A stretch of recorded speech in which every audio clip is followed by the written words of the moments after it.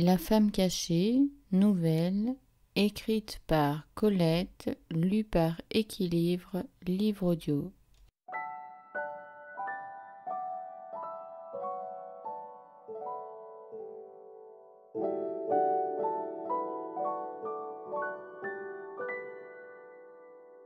Le paysage. Le peintre qui voulait mourir fit ce geste spontané et littéraire à la fois de tracer quelques lignes avant de se donner la mort. Il attira à lui une grande feuille de Wattmann, un crayon, puis, au moment d'écrire, il se ravisa. Quelques lignes, pour qui? La concierge sait que je vis seule, que je n'ai pas de famille, que ma maîtresse m'a quitté. Laissons-lui le plaisir de raconter une fois au commissaire de police, 20 fois aux voisins, cet accident sans importance. Mes toiles, qu'on les vende. Je les brûlerai bien, mais quelle fatigue. Et leur odeur d'huile cuite et de chanvre grillée par ce beau temps. Que mon dernier souvenir terrestre soit nauséabond, pouah, je ne le veux pas. Pourtant il hésitait, tourmenté d'une agitation puérile, d'une sorte de vanité et d'honnêteté bien vivante, le besoin d'abandonner derrière lui la marque de son passage, de noter l'heure de sa disparition, un besoin qui équivalait en somme à celui de raconter sa vie misérable, d'amant trahi. Il jeta le crayon. On croira que je cherche, après ma mort, la pitié. Meurs donc sans phrase. Est-il si difficile de mourir simplement ? Il saisit son revolver, l'arma, chercha d'instinct pour son bras droit l'accoudoir commode de son grand fauteuil. En face de lui, une toile vierge. Sur le chevalet, lui renvoyait au visage la lumière jaune et douce de l'après-midi printanier. Il posa l'arme sur un guéridon, se leva doucement. Oui, cela je peux le faire. Je le dois presque. Je vois en moi ce paysage qui ressemble à ma vie, qui explique pourquoi je meurs. Il se mit à peindre, rapidement, avec une largeur, une liberté de touche qui ne lui était pas habituelle. À peine s'arrêtait-il pour contempler au-dedans de lui-même son modèle.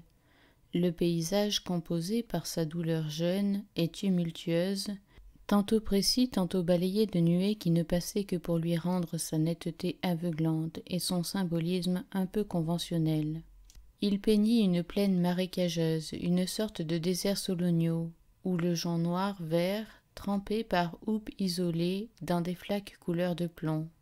Au premier plan, où quelques feuilles, en conque, flottaient comme des nacelles, jusqu'à l'horizon fermé d'une barre rigide de Cyrus, ce n'était que marée jonceux, plate désolation, reflet ridé par le vent, d'un ciel où la houle des nuages bas avançait en bonds parallèles.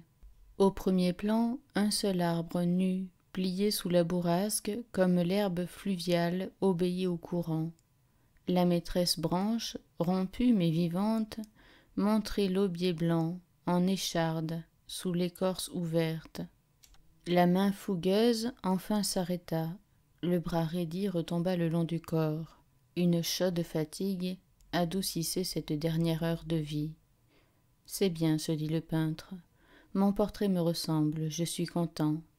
Maintenant, rien ne me retient plus, je vais mourir. » Le pan de ciel rectangulaire au-dessus de la baie vitrée passait du jaune au rose, annonçant un long crépuscule de printemps.